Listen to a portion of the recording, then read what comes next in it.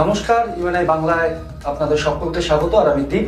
যে হারহিম করা ঘটনা নিয়ে আপনাদের সামনে আসা, অর্থাৎ বালিগঞ্জের দামিনী লেনে শুভজিৎ মালির বাড়ি।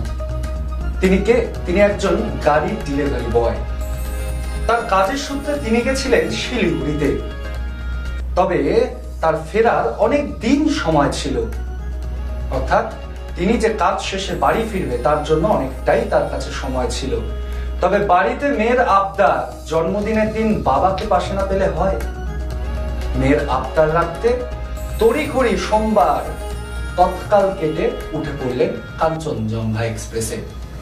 আর তারপরেই ঘটনা আপনারা সকলেই জানেন।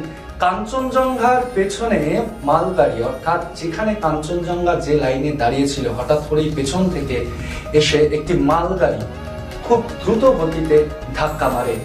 তার জন্য ছিটকে পড়ে প্রায় 2 থেকে 3টি বগি এবং ভাঙচুর, অর্থাৎ পুরো প্রায় বলা চলে কোনো বাক্সকে যদি ছুঁড়ে ফেলা হয় তারপর যে হাল হয় সেই হাল হয়েছে সেই কটি বগির। তবে দুঃখের বিষয়, শুভজিতের তার মেয়ের জন্মদিনে উপস্থিত থাকা হলো না। তার মেয়ে আশা করেছিলেন বাবা আসবে, সপরিবারে একসাথে জন্মদিন পালন করবেন। তবে এখন যে অবস্থা, সেই বালিগঞ্জের দামিনী লেনে খুবই শোকাহত পরিবেশ। ভেঙে পড়েছে মা কান্নায়। পরিবারে শোকে একটি ঘন মেঘ যেন ছেয়ে উঠেছে।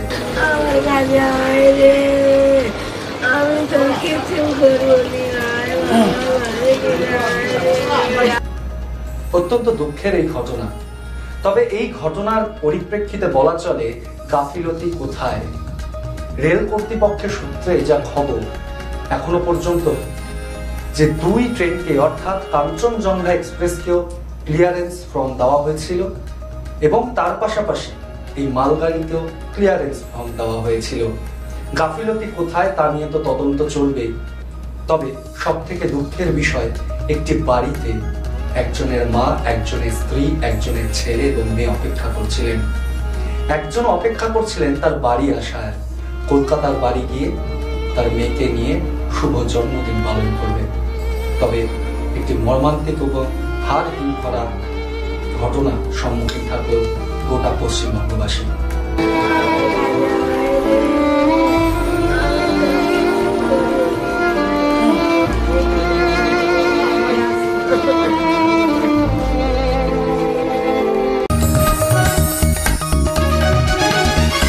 आप देख रहे हैं न्यूज़ UNI।